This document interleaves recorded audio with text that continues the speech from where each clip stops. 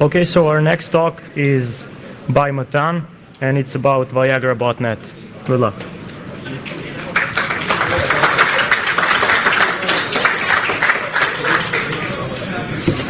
So hi guys, can you all hear me? Right. My name is Matan, and today we're going to talk about Viagra. Yeah. So it's also been called the blue pill, vitamin V, and all this kind of stuff. I thought it would be best to start with a quick demo. I brought some Viagra pills with me. I'll show you how it works. Right. So not really, don't worry. Maybe later if you would like. I have some samples with me. So I do want to talk about the Viagra pill, and it's one of the most popular pills out there in its category, but also one of the most counterfeited drugs in the world. Also, Viagra is one of the most spammed campaigns out there in the online community. So I would like to show you some sub-attacks that we analyzed regarding to Viagra and show you the complexity in spamming users nowadays. So let's get started with. So my name is Matan Leon, and I'm a security research engineer at Imperva Security Group. I have more than 10 years experience in development and researching in the security environment. And for now, gladly, I do not need to take any Viagra pills with me. So probably a few years from now, like most of us, I guess. So I know we're going to talk about Viagra, which is a funny notion, and there is a lot of puns, jokes going on, like it was really hard to make this presentation, to make a short story longer. And I don't know if you heard about this Viagra virus going around that turns floppy disk into hard drives. So I prepared some slides for you to get it over with in 4 or 5 slides. So that's the first one. Yep, happened once. Yep. Second slide. You know this guy? Yeah? All right. And I really do not recommend taking Viagra in any other way than orally. And that's why, basically. And now that we had some jokes, a nice intro, we can dive in to our actual presentation. Yep. So it all begins with sildenafil citrate, which is the former name of Viagra. The researchers at Pfizer's laboratory looked for medicine for heart diseases and its other kind of forms like angina and stuff like this. But eventually they understood really quickly that it can be used for a much cooler stuff, which is erectile dysfunctions issues in male patients. And since then it became a hit. So in '96 it got patented, the Viagra pill. 2 years afterwards it got approved by the FDA. And immediately it got sold in millions, but also in its counterfeit form. Today we're in an interesting period in time in which Viagra is becoming validated and expired in many countries around the world. For example, in 2010, Viagra was invalidating for legal reasons in Canada, for example. Other example is in 2013, in many EU countries it got expired, such as the Netherlands, Spain, France, and so on. So basically everyone that wishes to import Viagra now can say is importing generic form of the drug, right? But in most cases it will be actually a counterfeit drugs camouflaged with the actual Viagra pill. Now in 2 years now, Viagra will become expired in all over the world. So the options for scammers that want to import this kind of generic drug is kind of limitless, right? So let's talk about the financial motivation of the Viagra pill and the financial motivation for attackers, basically. So if we'll take the comparison, the most lucrative player around the world in the soccer industry is actually Cristiano Ronaldo, which you all know. Ronaldo earned in 2016 about $58 million just from playing football, which is a lot. Taking this and calculating it in the Viagra industry, we get this kind of number, 30 times Cristiano Ronaldo, which is a lot. But let's go back to our industry. and calculate the Viagra industry revenues in average software engineer salary, which is about 100,000 US dollars a year.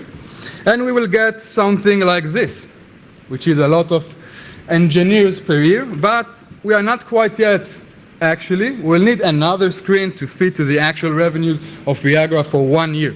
So it's a lot of money involved, as you can see, in this kind of industry. If you ask how much exactly, the revenues of Viagra for 1 year is about 1.5 billion US dollars a year, which is a lot of money. It is ranked between the 30 or 40 place in the most top-selling drugs all over the world. There are many other drugs that makes a lot more revenues. We found spam campaigns that relates to other medicines as Viagra, but Viagra was the most spam drugs, no doubt. And the reason for that is quite straightforward. Viagra is one of these drugs that you won't like to buy in your local pharmacy and know that your neighbors might be talking about that, and you prefer probably to buy it in a private location like the online ecosystem by getting a private email and buying it. And also when you talk about counterfeit drugs like Viagra, it's much cheaper, of course, but also you don't need prescription from any medical doctor whatsoever. So that's why it is so popular in the scam industry. So as you can see, this is a very lucrative industry, the pharmaceutical industry, and scammers will come to this kind of industry that they can gain some easy money. And it's estimated by the World Health Organization that about 10% of this industry is fake. This number is translated into about $21 billion revenues for the scammers each and every year, which is a lot of money involved. Now, counterfeit drugs in the best case will be just placebo drugs that won't do any harm. In this case, won't cause you any erection, right? But in the worst cases, it can make you make you die, because it includes stuff like rat toxic and other nasty stuff that you don't want to put inside your mouth. And this number actually translates into an annual death of about 1 million or more casualties per year, which is a lot of people getting died from that. This is based on the Interpol reports, so I will take it with caution because it's the Interpol one, and also they inflate this number in many cases, so still this number is pretty close to what's actually happening. Now, we really don't know what's happening exactly in this industry of scam campaigns, but based on instances where people got arrested and server was taken down, we can see examples like companies like LoveMed and Spamit, which are a huge scammers in this industry, that gained about $67.7 million from spam campaigns in the Viagra industry, which is a lot of money involved. And there are many more companies that we don't know about.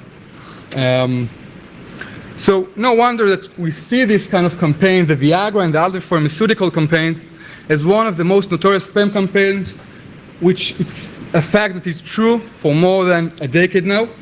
You can see the listing of the worst spamming campaigns ever listed by Spamhaus, which is one of the most popular anti-spam services today, which listed in number 1 the Canadian Pharmacy, which is an instance of pharmaceutical spam campaigns.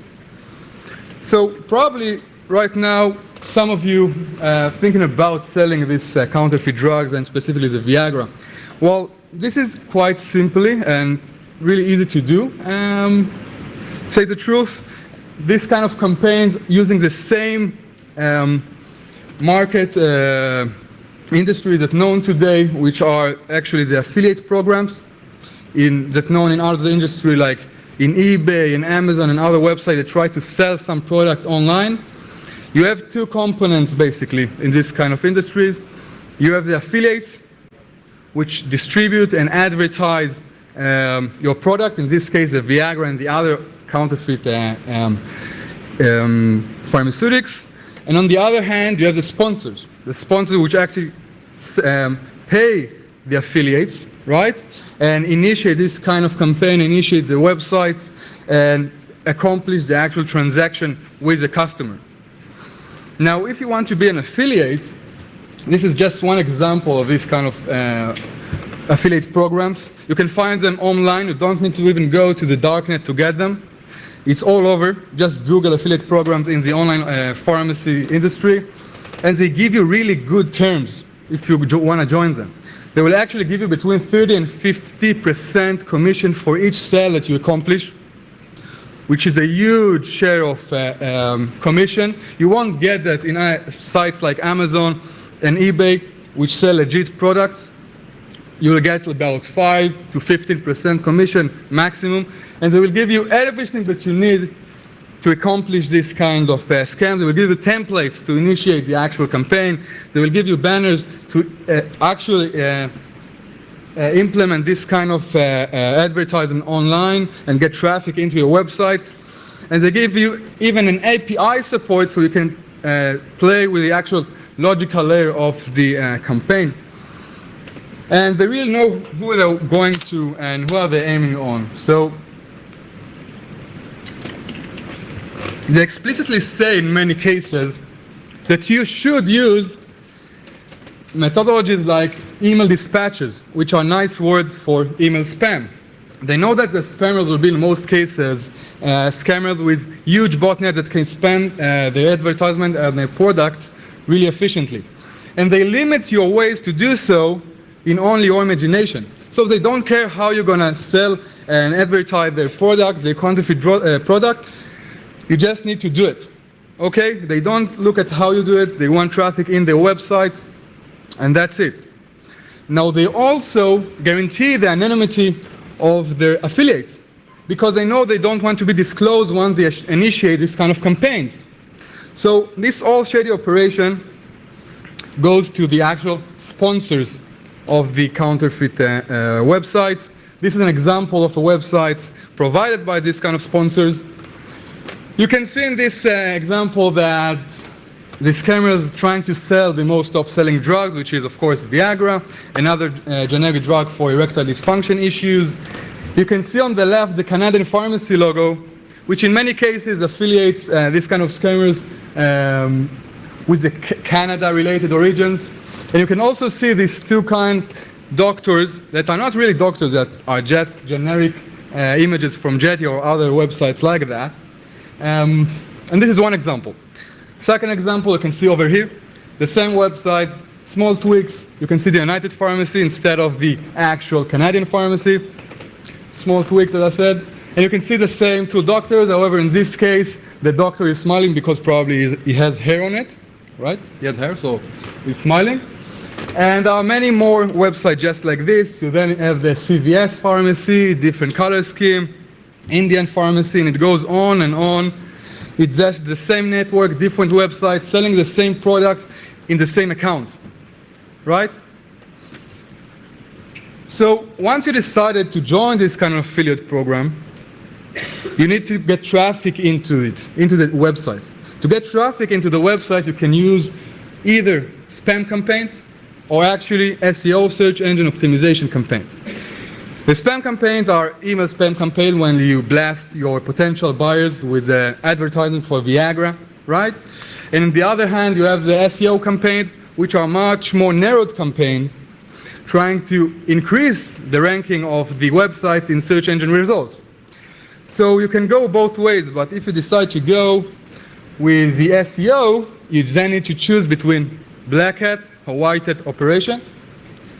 In both cases, you will try to increase the ranking of the website that you're trying to promote using methodologies like increasing the popularity of the websites with incoming links that are coming from other websites, or by making it more appealing and relevant to the search engine results with keywords that's coming from the same notion of pharmacies. But with the white hat campaigns, you will do things that are aligned and compliant with the search engine terms. It will be much harder for you. It will take time, resources, and more money to do so. While on the other hand, if you'll use a black hat campaign, you'll do the exact opposite. You won't be aligned with the search engine rules, but it will take you less time, less money to comply. But also, the website that you try to promote will get blacklisted in a manner of, I don't know, days or weeks.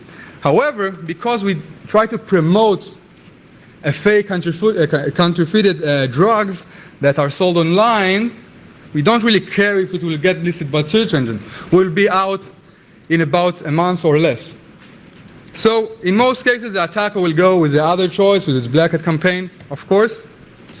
This is actual SEO campaign, black hat SEO campaign that we witnessed and analyzed a few months from now. In this example, the attacker actually tried to promote the website of online pharmacies of the counterfeit drugs by increasing its popularity and linking other websites into it. So you can see that he uses a SQL injection in the user agent header. You can see that the header is starting with a legitimate prefix, and then the actual SQL injection aims for MS SQL servers. He will aim at databases which are not system databases, and then try to inject strings inside these tables. He will try to also randomize his work by using the module function that only inject this kind of links in 10% of the cases. Eventually, he will inject links to the target website that you try to promote, as you can see in the blue marking. He will also add some styling to this link, which will make it invisible from legitimate users to actually see the attack and extend, and by doing so, extend its actual campaign. However, when search engines will crawl into the website, they will see the links and see that it's a relevant link into pharmacy website, and eventually will increase its ranking in the search engine. So that's basically the SEO campaign. This is an actually outcome of this kind of attack vector. We looked into patterns of this kind of attacks. We found thousands of this kind of example of injected servers with this kind of links. You can see it in the search engine, in the Google search engine results. And this is basically the SEO campaign. There are many more techniques going on in this kind of subject. This is the other option that you can use, which is the spam campaign we talked about earlier. So with the spam campaign, you have three main components that you need to have. You'll need domains to redirect the user into, which host the actual online pharmacies. And you will need email lists of potential buyers, right? I won't talk about email lists today because it's so easy to get. It will cost you almost nothing online. You don't even need to go to the darknet to get them. And then you'll have the email servers that will actually promote the website and distribute the spam attacks for the potential buyers, right? So before I jump in and dive into the actual component in each and every one of them, let's talk about how to evade and make a long-standing campaign for a long time. So you need to think about ways to make your websites work for a long time. You need to make them bulletproof so it won't get blacklisted. And if they will get blacklisted, you'll have another rotating websites that you can use, right? And you also need to think of ways to evade security mechanisms like spam filters so it will work better. So if you talk about spam filters, you need to think about at least ways to make your content look legit. You need to make your links to the website that you try to promote look legitimate as well, and stuff like that. So let's see in one example how an attacker tried to evade all this countermeasure and perform an actual complex spam campaign. So let's dive into the first component, the email servers. So you can use SMTP server, correct SMTP servers, open SMTP servers. Why not using just compromised websites? So in this attack, our attacker used, you know what it is? So this is an WSO backdoor. This is one of the most popular backdoor out there today. Attackers really like it because it has a really nice user interface, as you can see, that you can control remotely through any web browser whatsoever. And it also has a lot of functionalities that can be used to actually own the website. You can see in the top of the screen information about the web server. You can see file manager that can be used to delete, insert, modify different files on the website. And you can also have like command control that can execute commands very easily, like you see in the button. There is many more functionality to go with it. In this case, we don't actually know which kind of exploit used to own this kind of websites, but most of the compromised web servers used WordPress, so it's probably related to this kind of CMS. You can go with any kind of the 7-layer good old known vectors like SQL injections, file upload, and so on. So now that you compromise the website, our attackers started sending payloads into it and sending commands to be executed. So this is an example of command sent by the attacker and used by the WSO backdoor. You can see that the command is really simple to understand.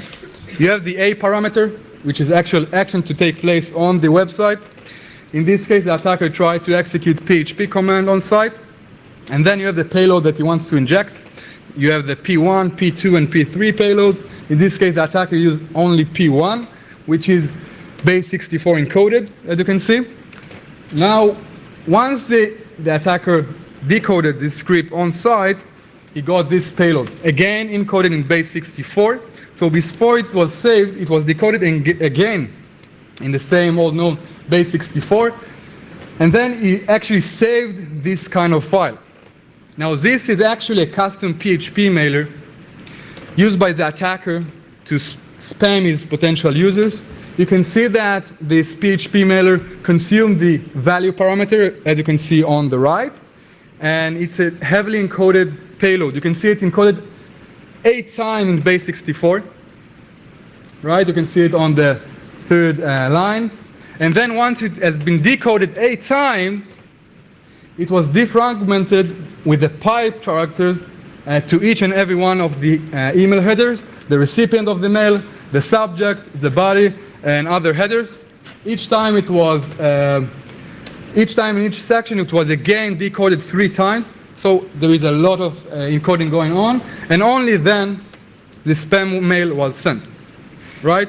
So if you ask yourself why an attacker will encode so many times his payload, so it's probably because he saw that if someone will try to decode once or twice its payload, he won't understand anything, right? He won't do it 8 times. It's time consuming.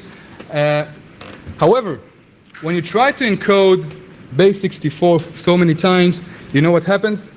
Anyone? So it kind of backfires on you, and you'll get the right opposite than what you intended, which is actually obfuscating your attack. And I'll try to explain it as simple as possible. We have limited time.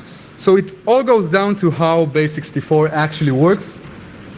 So base64 receives a block of 3 bytes. Each byte represents an ASCII character in its full table. It then fragments 6 bits each time into a much limited addition of ASCII characters again, based on the base64 table. The base64 table include ASCII characters, which only readable characters that can pass on different kind of systems that do not know how to handle well complex ASCII characters. It includes only A to Z capital characters, plus and slash.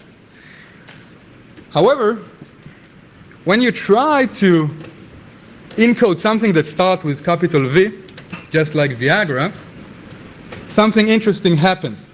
You can see that the capital V characters start with 01, 01, 01 bits, right? And if you look at the base64 representation of the same character, it's similar. It's 01, 01, 01. So when you try to encode something that starts with capital V, you'll get in base64. Which character you will get in base64? Someone? Someone in the audience?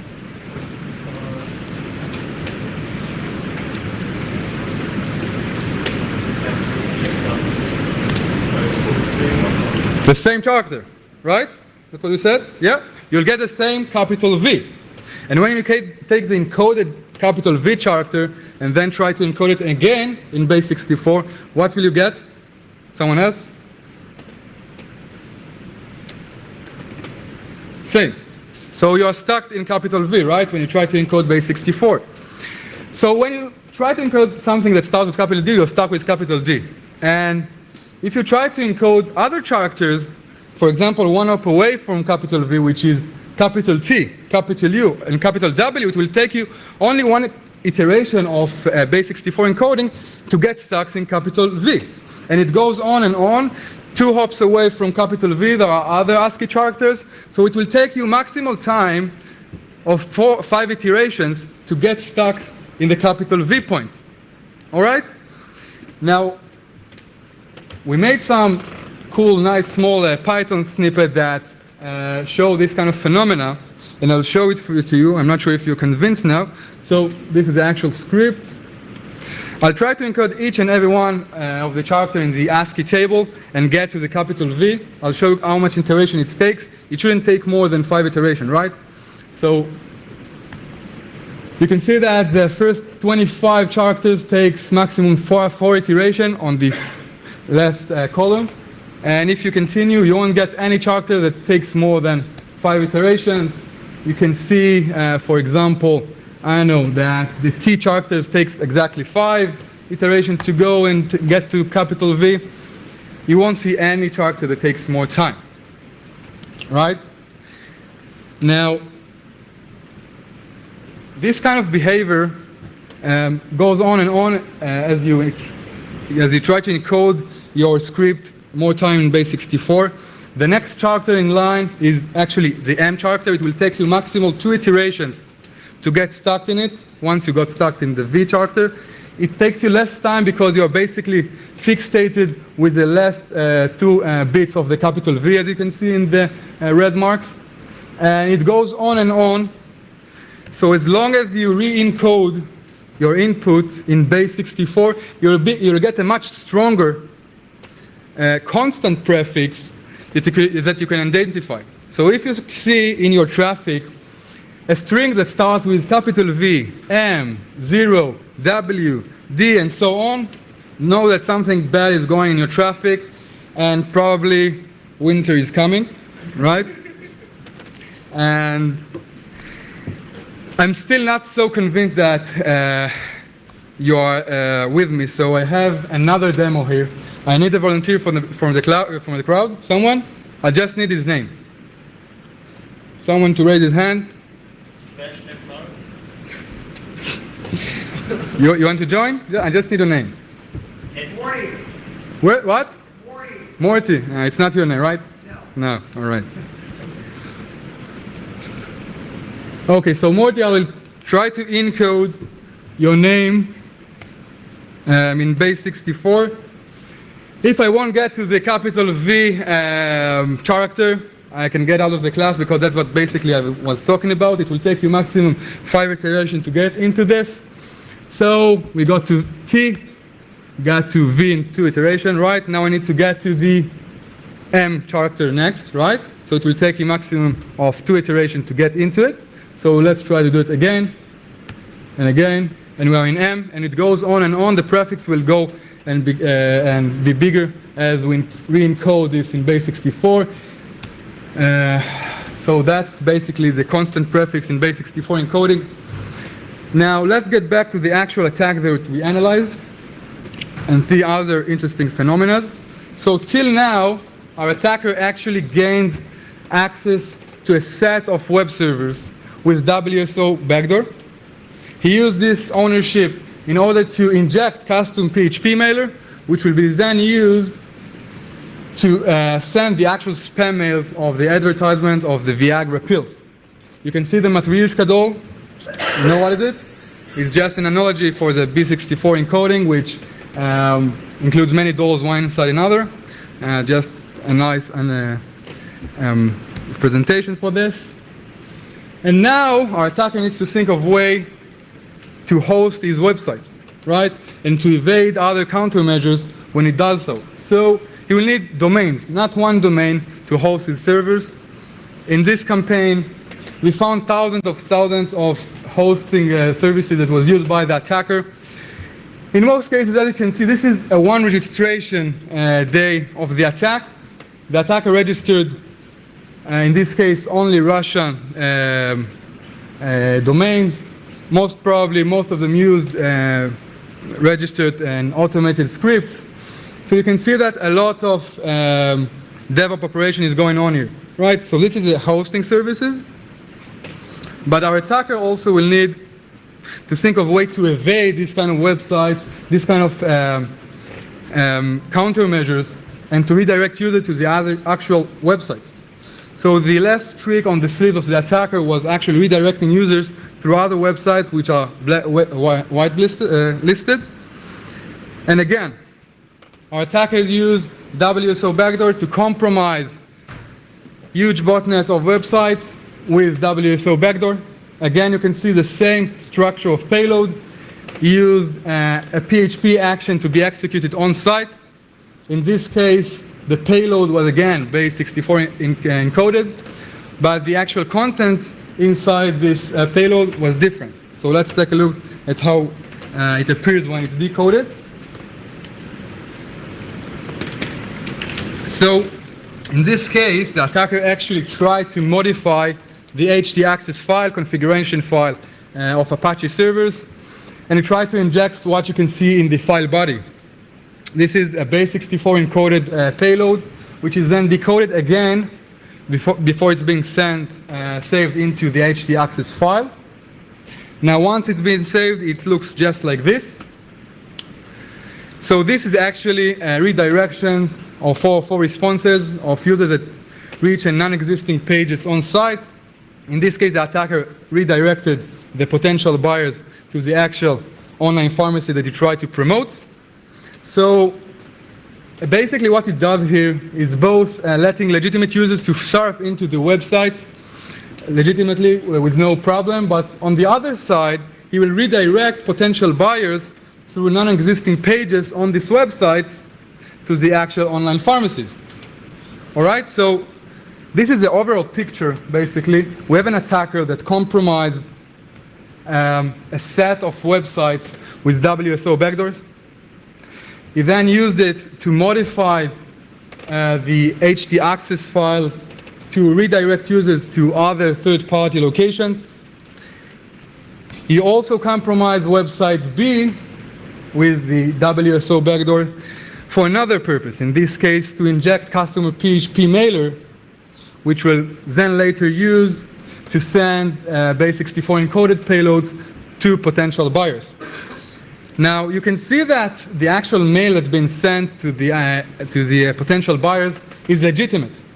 It is from website B, which is legitimate and whitelisted, and it's also sent and refers to links which are whitelisted as well and refers to website A, right? It also includes a made-up location on website A, so when the actual user, the potential buyer, that the mail will be probably evade the actual spam filters and will click it, will be redirected to the actual compromised hosting services, which include the online pharmacies. So that's the actual global picture of this attack. And again, this is only one example of a spam campaign going on today. Any affiliate member that wants to join this campaign can think of creative way to evade spam filters and other countermeasures to extend this campaign and make it more efficient, right? So we also talked about resources that this kind of industry have in its disposal. In most cases, when we talk about backdoor activities, we see number of IPs starting these attacks, Tor networks, or other anonymous proxies.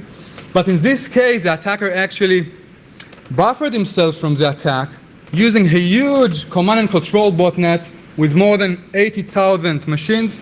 You can see the distribution of this kind of machines all over the world. The red one and the purple one are more condensed and has more machines in it. The most condensed areas are in North Africa and also in many places in Europe. On the other hand, we don't see almost any activity from the US, which is interesting. In most cases, botnet comes in huge scales from US because it has more machines, basically.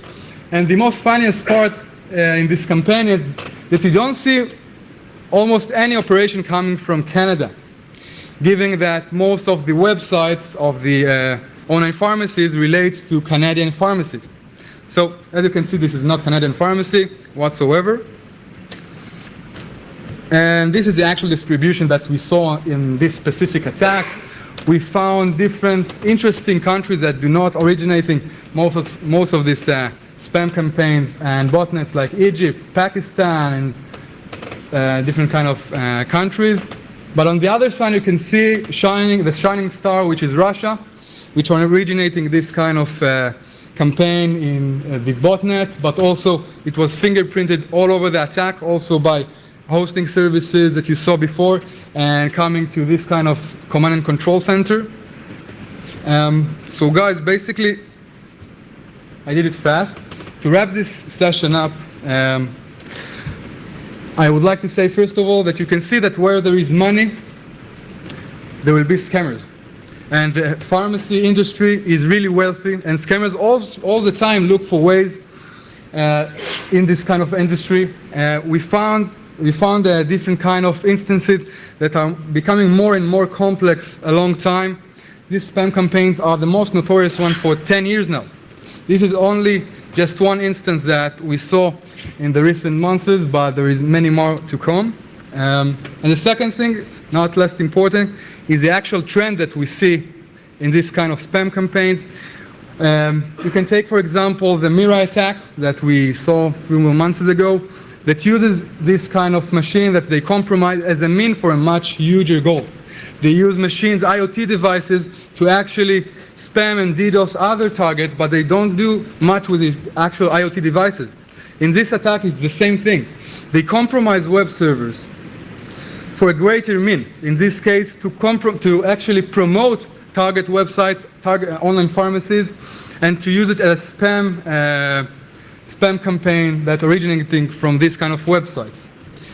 So guys, thank you very much. Chvalavan, yes, I said it right. Thank you. I hope you enjoyed this session as I did. I will be happy to send you any kind of resources that you saw in this session. Just email me or tweet me, whatever, and I'll send you the hosting services that we found and sampled. I will send you Python code that we use to demonstrate the base64 re-encoding phenomenon, and so on. So thank you.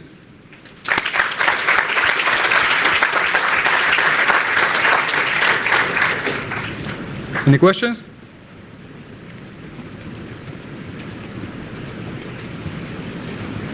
Oh, thank you so much for your presentation. I had a question. In the remailer code, do you see any attempts or any initial sorts of things where the hijackers are perhaps trying to hijack some of the private DKIM keys, or implement TLS, or hijack any of the SPF protections normally? Can you repeat the question? Oh, I'm sorry. In the remailer code. In the base64 encode? No. I'm sorry. In the custom mailer code. Custom mailer code, yeah. In the custom mailer code, do you see any attempts by the spammers to use things like DKIM or bypass FPF on the server, or implement TLS or anything like that? No, it's much more easier. In most cases, we see this kind of simple obfuscation going on in base64, not more than that, because it's just working. You don't need to use any sophisticated techniques to do it. And in most cases, we'll see a simple obfuscation is base64, basically. Not more than that.